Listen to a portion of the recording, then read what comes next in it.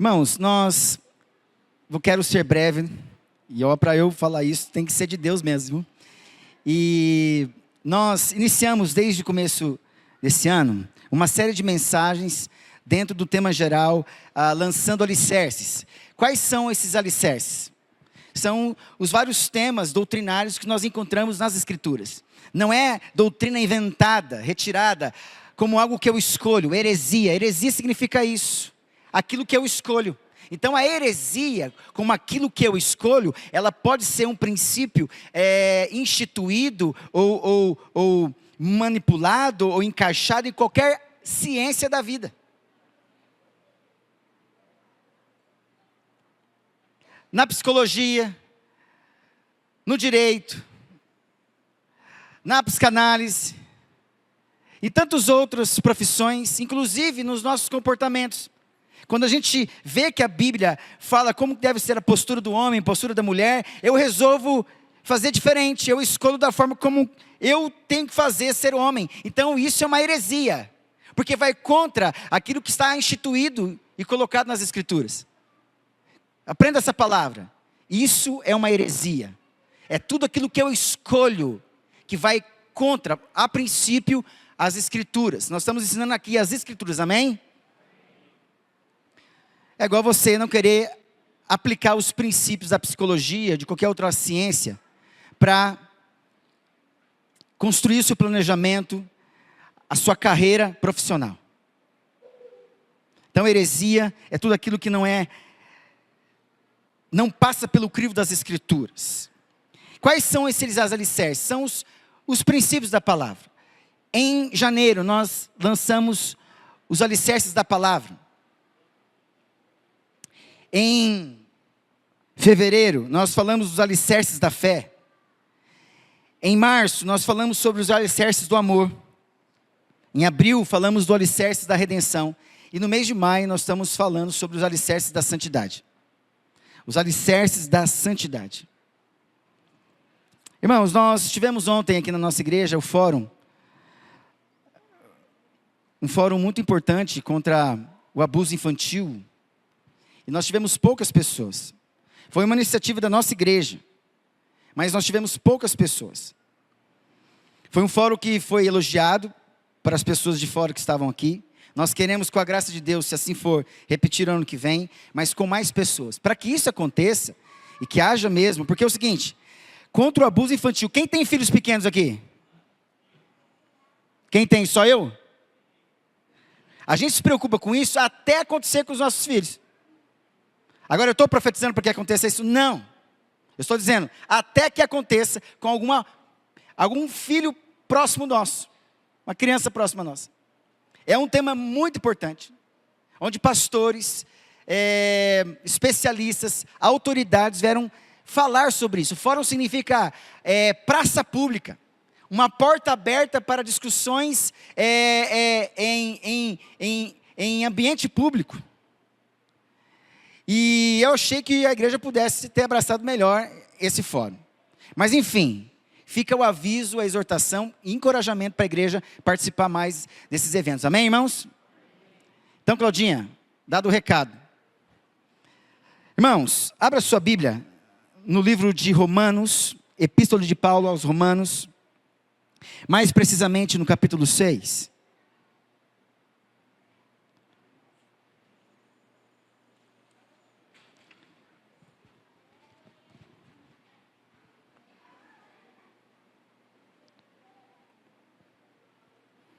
Para nós entendermos aonde nós queremos chegar, pelo menos aqui no capítulo 6 de Romanos, a gente precisa poder entender que o livro de Romanos ele é espetacular. É o livro da reforma. É o livro escolhido que provocou Martinho Lutero, porque na sua crise existencial, espiritual, emocional, devido à igreja que era vigente naquela época, não pregando a verdade em muitas coisas e proclamando heresias, mentiras. Presta atenção, irmãos.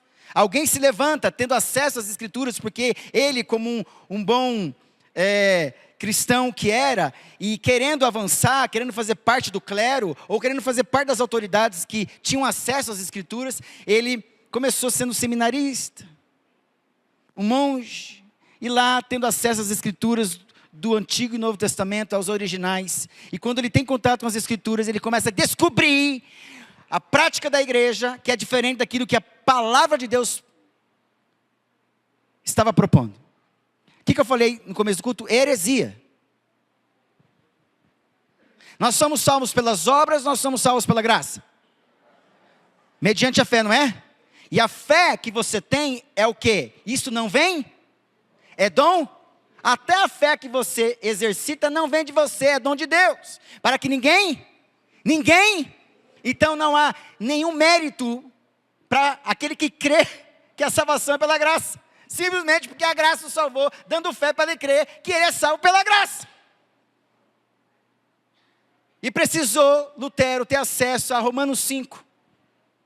Para poder descobrir que, para ter paz, presta atenção, em nome de Jesus, para que Satanás não feche seus ouvidos, porque ele, o príncipe deste mundo, quer cegar o entendimento das pessoas.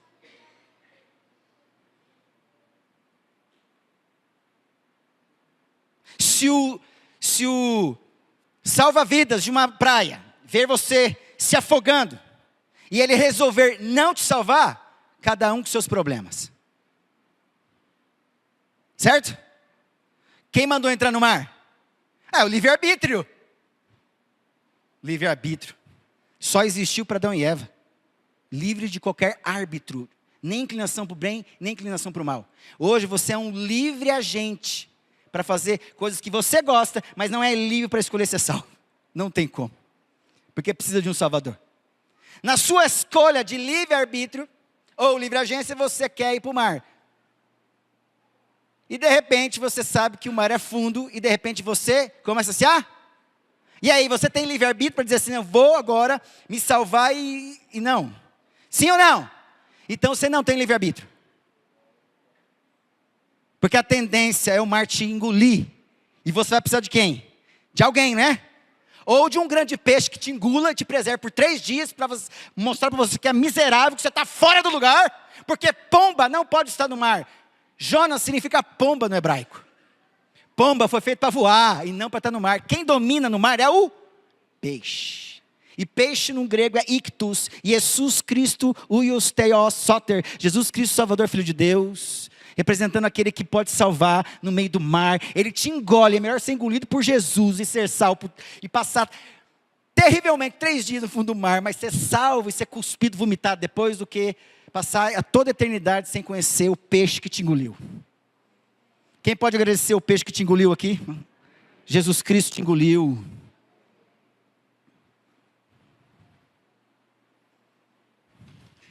O que eu estava falando mesmo? Romanos 6. Você foi muito lá atrás. Mas é sobre isso, meus irmãos. O salva-vidas, ele precisa te enxergar no desespero do seu afogamento. Olha aqui para mim. E ele no seu desespero, se é assim que você entende que você estava quando você não foi regenerado. E ele entrou no mar e foi na tua direção para te engolir, para te salvar. Amém? É sobre isso. Então não há méritos, não há méritos. E porque agora ele foi teu salvador, não basta isso, ele quer ser o teu Senhor, porque muitos querem os privilégios da salvação, poucos querem o senhorio, querem submeter e obedecer ao senhorio de Jesus Cristo. Isso é uma heresia também. Eu quero a salvação, mas eu escolho, eu não quero ser governado. Eu não quero um senhor. Isso também é uma heresia. É uma escolha que eu faço que prejudica e me que equivoca na percepção e na impressão sobre as escrituras. Você está ouvindo aqui comigo? Está comigo? Olha aqui os adolescentes, jovens, crianças, prestem atenção. Um dia eu fui criança e não tinha departamento infantil. E eu dormia nos bancos. Quando o pastor não gritava, eu me acordava. Como agora, não tem ninguém para acordar aqui para eu fazer a mesma coisa. Acorda, miserável. Irmãos, por que eu estou falando isso? Porque, tanta coisa que passa na minha mente, vocês não têm noção. A vontade de dizer e botar a cabeça assim. Mas enfim, vamos à leitura da palavra. Então começa assim, irmãos, eu vou ler uma introdução aqui, rapidão, para você entender o percurso. Lutero chega no Romanos 5 e começa a se libertar. Aí ele proclama a reforma. Ele não proclama a destruição de uma igreja para construir outra. Ele proclama a reforma. Precisa ser reformado. Tem paredes que foram construídas nesse ambiente que não estão conforme as escrituras. Quer dizer, vocês estão criando labirinto dentro de uma estrutura de casa. E não existe isso. Labirinto é uma coisa, casa é outra. Labirinto tem parede? Labirinto tem parede?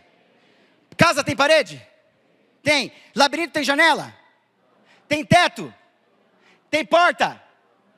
Casa tem porta? Tem janela? São divididos, os dois são divididos. Mas a casa é dividida para todo mundo se encontrar. Os filhos sabem onde é os quartos dos pais. Os pais sabem onde é os quartos dos filhos. Todos sabem onde é a cozinha, onde é a sala. Labirinto, todo mundo? É isso. Deixar algumas construções serem levantadas dentro da igreja por equívocos teológicos, doutrinários, por desobediência, manipulação, religiosidade, isso não provém de Deus. Porque são barreiras para a gente avançar. Nós não avançamos, nós achamos que estamos avançando, porque nós usamos a Bíblia, proclamamos uma liturgia relativamente reformada, mas isso não toca o coração de Deus. O que toca o coração de Deus é alguém que tem fé e que depende de Deus para saber que é miserável, que precisa mudar. Karl Barth diz assim, que toda a nossa vida é arrependimento. Quer dizer o seguinte, você não só se arrependeu no dia que você foi salvo, você precisa continuar se arrependendo. Porque arrependimento tem a ver com mudança de mente. Então, peraí, se todos os cultos, se todas as vezes que eu me apresento como sacrifício vivo, santo e agradável, que é o vosso culto racional, então todo dia nesse culto, nessa entrega, eu preciso me inconformar e preciso ser transformado na minha mente. Então, arrependimento acontece em todas as vezes no culto. Mudança de mente todas as vezes. Arrependimento é todas as vezes que você entende que não é só no domingo, que amanhã de manhã você vai acordar, vai lembrar de mim. E que você precisa se colocar diante, se apresentar no altar do Senhor para ser o próximo, para ser sacrificado. E que existe um culto para você, uma liturgia, uma ordem, onde o Senhor, o Salvador, agora como o Senhor, vai dizer para você como é que você vai administrar a sua vida amanhã, pela graça de Deus. É isso. É alguém que não se aproveita da salvação, mas que precisa de um senhorio. Não tem como eu ser salvo agora, voltar a querer se aventurar no mar, para de novo querer ser salvo. Como assim? Agora o salva-vidas fala assim, ó, meu irmão, vai até ali. Eu estou aqui para te salvar, eu estou aqui para te ver, mas vai até ali. Ali você está seguro. É Jesus, o Senhor, dando limites para você administrar bem a sua vida. Jesus não quer prender ninguém, não obstante, a salvação dele, o senhorio dele, protege você na caminhada. Ele te dá uma liberdade, não sem impedimentos, mas com limitações, com limites que protegem você. Estar nos limites de Deus, estar protegido por Deus, amém? Porque quem anda nos extremos, anda à beira do precipitadamente. Quem vive de forma precipitada, está na beira do abismo, anda nos extremos. Então, esse equilíbrio, só as escrituras trazem para você. Rapidamente, irmãos, eu quero, só para você entender o contexto de Romanos 6, que eu quero ler com vocês, rapidamente. Diz assim, os crentes unidos a Cristo, a ideia do tema aqui, do capítulo 6, é mortos para o pecado, vivos para Deus. Olha aqui para mim, eu morri para o pecado, agora estou vivo para Deus. Se eu estou morto por pecado, o pecado não tem poder sobre mim. Por exemplo, você está casado, se você morrer, a tua esposa está livre. O teu esposo está livre. Se quiser casar novamente. Minha mãe é viúva, a minha mãe não casou. Mas ela poderia ter casado biblicamente. Por que ela está livre? Porque meu pai já vazou. Ou o pecado mata você, ou você morre antes para o pecado não tem domínio sobre você. Porque se você está casado, você tem que responder para ele e ela tem que responder para você.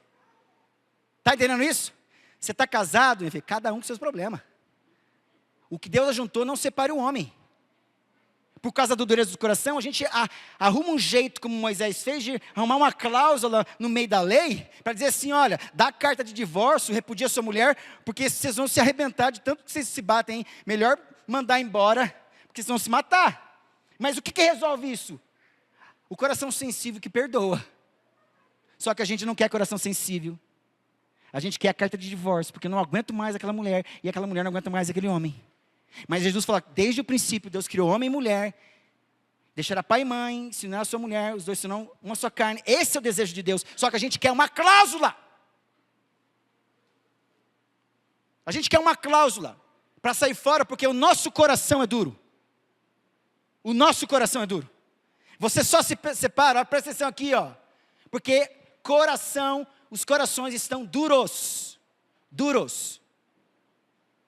São feridas, é uma casca que vai aumentando, cada vez mais dura, mas quando bate ali, sai a casca, volta a ferida. Você carrega o cidadão, a cor dele, o cheiro dele, até os confins da terra, não é verdade? É verdade. Eu tenho amigos, parentes, que casaram 1, 2, 3, 4, 5 vezes, leva o perfume, leva o cheiro, leva a cor, leva até hoje. Então, o que eu dizer em relação ao pecado? O pecado só vai ter domínio para você se você continuar vivo para ele. Agora, se você morre para ele, ele não tem mais domínio sobre você. Para você estar livre, mulher e homem, a tua esposa tem que morrer, o teu marido tem que morrer.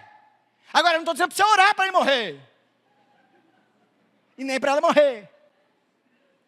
Mas para Deus converter o miserável. Os irmãos estão entendendo isso? Se você morre para o pecado não tem mais domínio sobre você, amém? Vamos lá. Por isso que a proposta aqui é tornar você agora inteligente, biblicamente. Entender a sabedoria de Deus para entender assim, nossa, se eu morri para o pecado, porque Jesus lá no pecado levou, eu morri junto com Ele, ressuscitei junto com Ele, agora se eu ressuscitei junto com Ele, então não foi o pecado que me ressuscitou, então eu sirvo a Ele me ressuscitou, eu estava morrendo no meio do mar, Ele me salvou, agora Ele é o Senhor da minha vida, eu entrego minha vida para Ti, porque eu ia morrer, é assim, meus irmãos, a gente é grato a vida toda por Jesus Cristo, e eu estou com calor.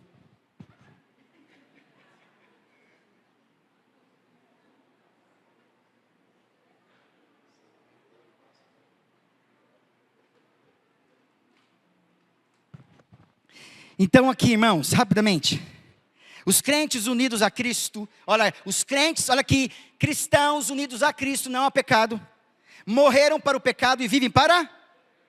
A graça não é licença para pecar, certo? Agora eu vivo na graça, a graça é licença para pecar? Não, mas para poder viver em santidade. A teologia reformada vê aqui o início da santificação, consequência, resultado inevitável da justificação verdadeira. Irmãos, olha o verso 15. Porque não vai dar ler para ler tudo, não tenho tempo, mas eu quero ler para vocês o verso 15 do capítulo 6. Diz assim, então, ele faz uma pergunta, haveremos de pecar porque não estamos debaixo da lei, e sim da graça? Deus nos livra da lei, então a gente está debaixo da graça. Presta atenção aqui para mim. A lei é séria, certo? Mas você não sabe o tamanho do peso que é da graça. A graça é muito mais séria do que a lei. Muito mais séria, porque agora, a graça que era Jesus morrendo na cruz, está consumado, não poderá vir outro Salvador para morrer na cruz, porque Jesus já fez isso. Agora, se você vive de qualquer jeito, depois dessa graça, da salvação por meio de Jesus Cristo na cruz, só resta para você o desprezo por Jesus, e isso a Bíblia fala, que você arruma um problemão com Deus, que é a horrenda coisa, é cair na mão do Deus, está lá em Hebreus. Quem pisa no Filho de Deus, pisa na graça. Quem pisa na graça, pisa no Filho de Deus. Portanto, quem despreza essa graça e vive de qualquer jeito, achando que estou salvo, presta atenção, você está cavucando a sua própria sepultura. Nesse equívoco teológico, bíblico. A graça é muito mais séria do que a lei. Agora, como é que eu consigo cumprir a lei? Pela graça. Porque quem cumpre a lei do amor, cumpre toda a lei. Quem cumpriu a lei por você de forma correta? Cristo. Então, se eu tenho fé em Cristo, eu tenho fé naquele que cumpriu a lei por mim. Se eu vivo pela fé nele, confio nele, eu falo assim, eu não consigo, mas eu tenho fé no Senhor que o Senhor vai me ajudar. Sim, a lei do amor entre eu e você vai te ajudar a você não adulterar, não roubar, não matar, honrar teus pais, não ter outros deuses entre vocês. Porque eu vou ensinar a vocês a cumprirem a lei sem o peso da lei. Eu vou ensinar a lei sem o peso da lei. O foco de vocês não é a lei, o foco de vocês sou eu. Eu resumo tudo em uma só coisa. Ame a Deus sobre todas as coisas. E ame o próximo como a ti mesmo. Porque aí você cumpre toda a lei. Os irmãos estão entendendo o resumo? É muito mais fácil viver pela fé em Jesus Cristo do que você tentar mostrar para os outros que você é um crente. Porque santidade é a identidade da santificação plena de Deus na sua vida. A religiosidade vai mostrar para os outros, a santidade é aquilo que não Deus vê o que você faz, é o que você é. Então, aonde você estiver, Deus vendo você, longe de todo mundo, é isso que Deus espera. Uma identidade da santificação de você sozinho. Porque não adianta disfarçar quando você viaja, quando você vai fazer uma coisa sozinho, longe da família, da sua esposa, do seu esposo, você filho que vai se aventurar em alguma coisa aí. Não adianta. Se a santificação é algo, é uma realidade contínua na sua vida, certamente,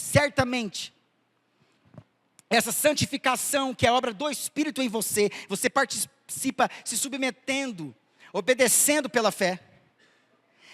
Essa santificação será o quê? Ela vai identificar e vai tornar santidade, identidade daquilo que é santo sobre a sua vida.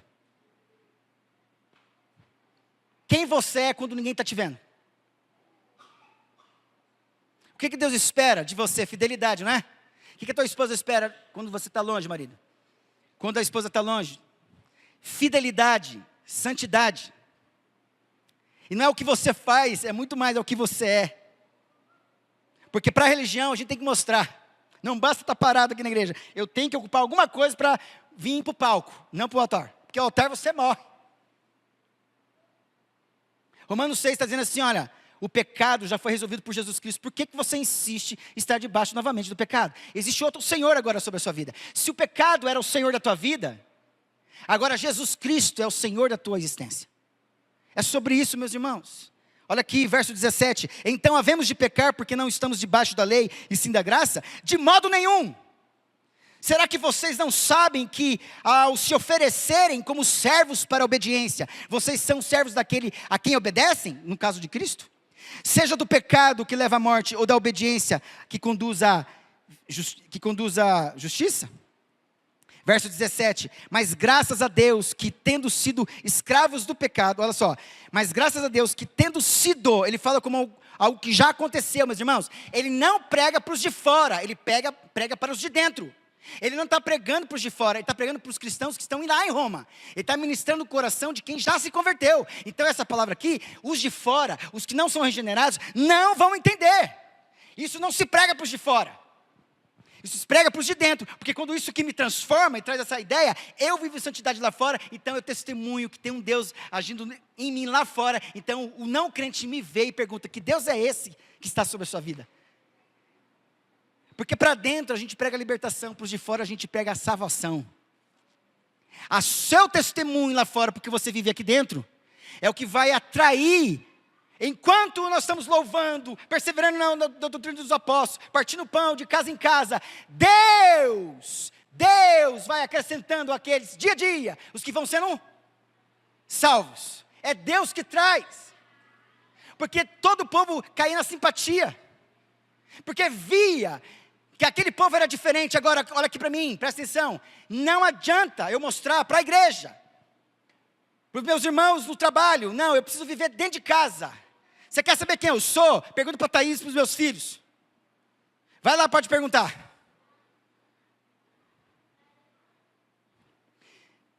E meus filhos, um dia falou assim, pai, eu não vejo você diferente na igreja. Você é o mesmo em casa. Isso é muito bom. Isso é muito bom. Não cobro os meus filhos. O ambiente de treinamento é dentro de casa. Para o dia do jogo, para você não passar vergonha no shopping. Você não passa vergonha na igreja. Olha, graças a Deus que eles estão quietos. Isso é de Deus. Está acontecendo alguma coisa, é só Deus mesmo. Para me aguentar ainda.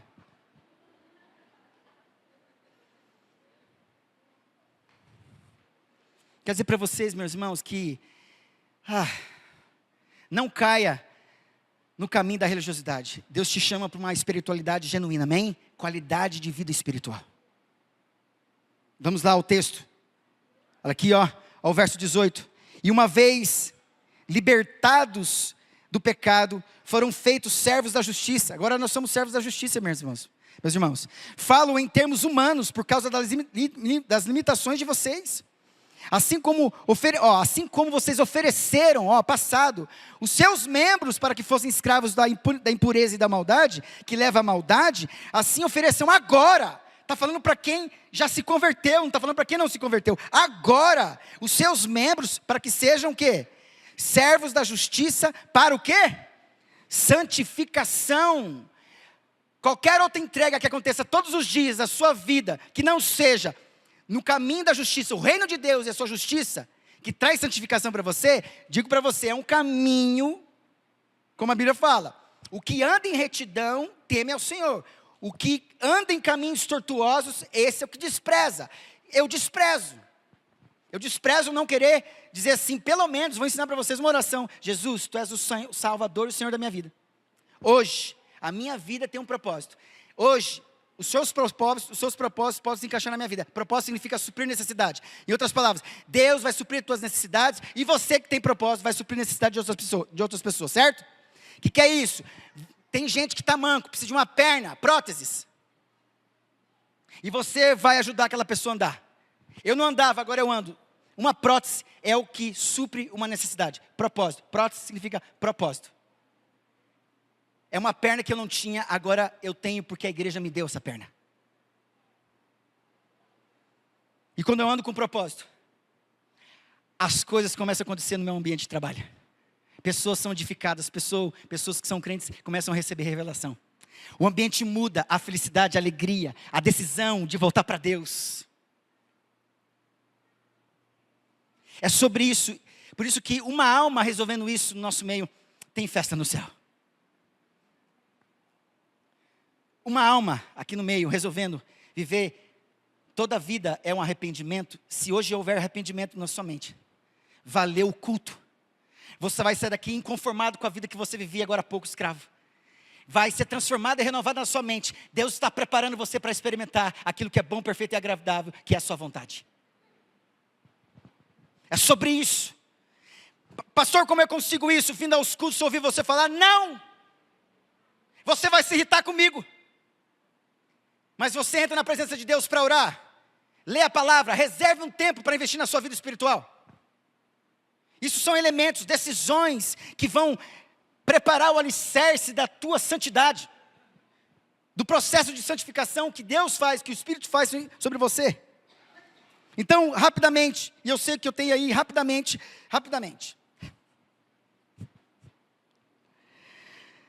A santidade exige uma mudança de senhorio.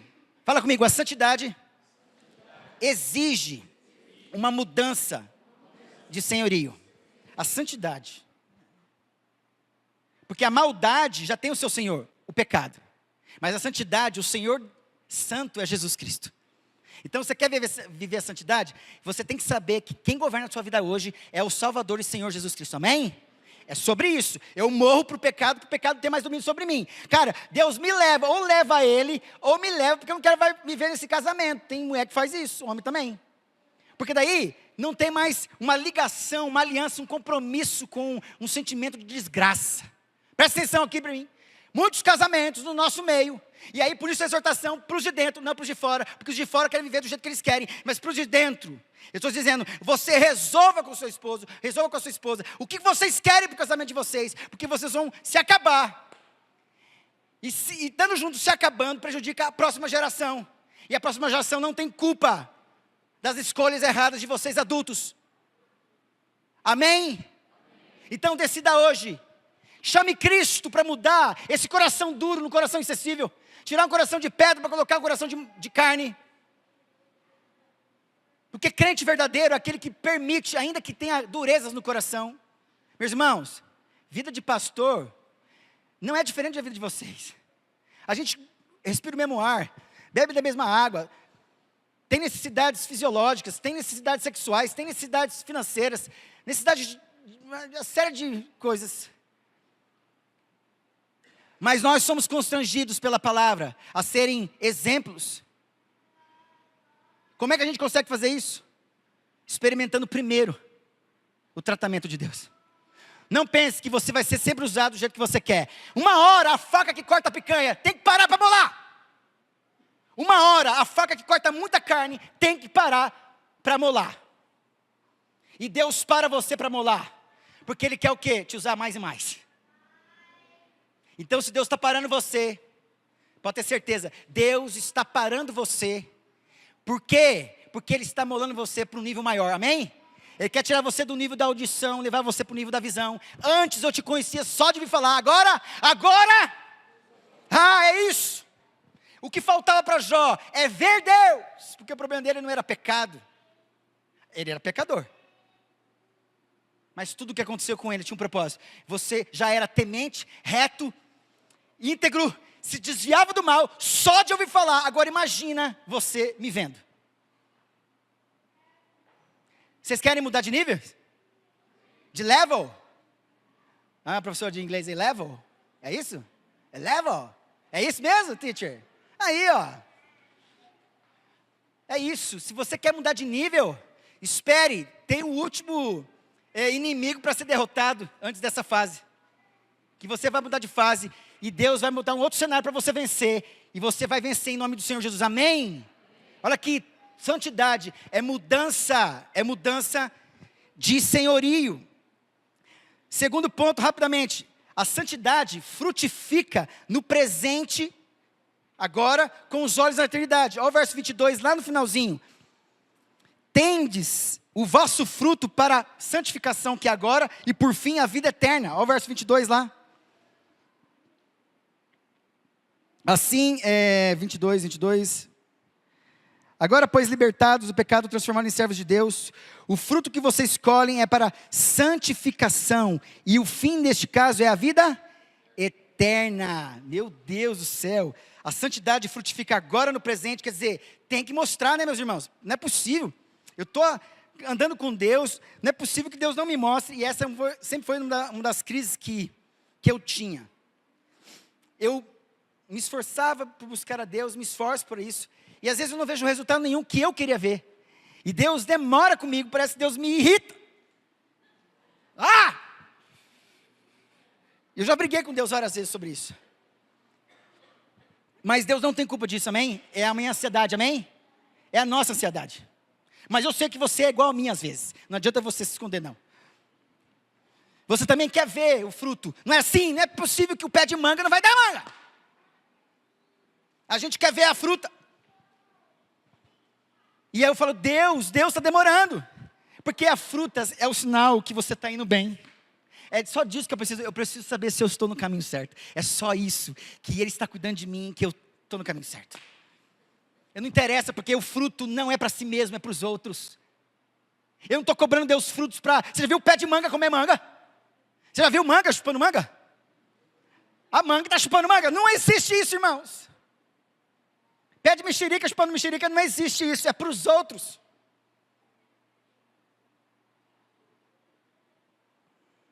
É agora, Deus agora, porque também tem um resultado eterno. Os frutos que acontecem na vida dos filhos de Deus regenerados, olha aqui, é para desfrutar nesse presente momento e vai trazer glória eterna para Deus, amém? Olha aqui, Deus vai te recompensar pela graça dEle, amém? Você não merece, mas Ele vai te presentear em nome do Senhor Jesus. Amém? Olha aqui para mim, continue, para de ser escravo do pecado. Terceiro ponto, a santidade é evidência de liberdade e não de legalismo. Olha o verso 22 também, fala assim, mas agora, libertados, no comecinho aí no verso 22, agora porém libertados do pecado, transformados em servos de Deus. servos de Deus, meu Deus, é exatamente isso. Ele fala o seguinte aqui, ó. Martinho Lutero diz o seguinte sobre esse ponto: a verdadeira liberdade cristã não é liberdade para pecar, mas liberdade do poder, mas a liberdade do poder do pecado. Olha aqui, não é liberdade para pecar, mas é liberdade do poder do pecado. Eu posso ir em qualquer lugar desse mundo, qualquer lugar. Pastor, posso ir na boate? Pode, desde que você tenha a direção de Deus. Mas você pode ir em qualquer lugar nesse mundo, porque o que não vai dominar você é o pecado. Jesus andou em todos os lugares, nada o dominou, porque quem dominava a vida dele é o Espírito. Você é capaz de viver dessa forma? Eu não estou dizendo para você que você tem Deus e vai sair por aí fazendo o que você quer. Não é isso. Eu estou dizendo para você que mais do que, como ele disse aqui, a verdadeira liberdade cristã não é liberdade para pecar, mas liberdade do poder do pecado. O pecado não mais terá domínio sobre mim. Por quê? Vou finalizar, olha aqui, por quê? Porque, fala comigo, porque eu morri para o pecado. Eu morri para o pecado. Se você morreu para o pecado, não tem mais o que fazer o pecado sobre você. Do mesmo jeito que quando o seu marido morreu, agora você está livre. A sua esposa morreu, você está livre. Ela não tem mais direito sobre você. Agora você está livre. Se o pecado não morre então e anda me perseguindo, então eu vou fazer o seguinte: eu, pela palavra, vou morrer em Cristo Jesus e ressuscitar com Ele para viver agora, agradecendo e sob o senhorio de Jesus Cristo. Se você entendeu isso hoje, você vai entender que você só vai continuar vivendo pecado pela ignorância e pela sua escolha. Porque santidade é identidade, é resultado, são informações. Não é identidade, não é assim? Lá tem várias informações, tem a sua foto, tem quem você é, seus pais, um monte de coisa, o número, CPF, às vezes número da identidade, enfim. E lá tem as informações visíveis de que você é fulano de tal. E da mesma forma, a santidade traz a sua identidade, que é o caráter de Cristo dentro de você. As pessoas vão olhar para você e vão identificar que você faz parte do povo de Deus. Basta isso para você testemunhar aí fora e você trazê-las para Cristo, para aprender o que você está aprendendo aqui dentro. Porque isso aqui é para a igreja, não é para os de fora. Para os de fora, é você testemunhar que Jesus existe, que tem um plano de salvação para a vida delas. Mas para nós aqui, é a exortação de nós nos tornarmos cada vez mais filhos santos, separados para Deus, amém? É sobre isso, vamos ficar em pé. Irmãos, os pais aqui, quero agradecer a Deus pela paciência de vocês, os filhos de vocês. Crianças, Deus abençoe vocês todas, vocês se comportaram de forma adequada, Deus abençoe grandemente vocês. Nós vamos, com a graça de Deus, melhorar, estamos melhorando aí na reforma, com a graça de Deus vai dar tudo certo, que vocês tenham uma semana abençoada na presença de Deus, amém? Feche seus olhos, vamos ter uma palavra de oração. Pai bendito, recebe a glória deste culto. Tudo que foi feito, realizado, Pai, orado, cantado, entoado, pregado, exposto. Todas as ações deste culto, Deus, elevam o Teu nome e glorificam o Teu nome. Pai, nós queremos ir embora para nossa casa agora, Pai, sabendo que o Senhor está indo conosco. Que nós não estamos deixando o Senhor aqui, não, nós estamos indo embora contigo. Porque o Senhor mesmo diz que o Senhor estaria conosco todos os dias até a consumação dos séculos. Então nos dê uma semana abençoada na Tua presença. Um restante de dia abençoado, Pai. Um almoço gostoso. Uma tarde gostosa, Deus, uma noite gostosa. Preparando a gente, Pai, para amanhã, se assim o Senhor quiser. Estaremos vivos para viver, Pai, o culto racional. Uma liturgia diferente, onde nós temos a presença do Salvador e Senhor Jesus Cristo. A presença do Espírito Santo, te santificando e tornando você homem e mulher, adolescente, jovem, criança, santa. Porque está decidindo viver uma vida santa. Que, Pai, famílias aqui decidam, Pai, sim, se esforçarem para ter o seu tempo de comunhão com a sua família dentro de casa. Orando, Pai, em volta da mesa. Reservando tempo com Deus, Pai, para que os filhos vejam isso. Para que Deus entre na casa de vocês. Por isso, Deus, nós nos despedimos pela Tua graça. Povo de Deus, receber a bênção do Senhor. Que o Senhor vos abençoe e vos guarde. Que o Senhor faça resplandecer o seu rosto sobre vós e tenha misericórdia de vós. Que o Senhor sobre vós levante o seu rosto e vos dê a paz. E que a graça do nosso Senhor e Salvador Jesus Cristo, a comunhão do Espírito Santo, o amor de Deus e Pai, esteja com você hoje, até a volta do nosso Senhor e Salvador Jesus Cristo. Amém e amém. Deus te abençoe em grande nome de Jesus.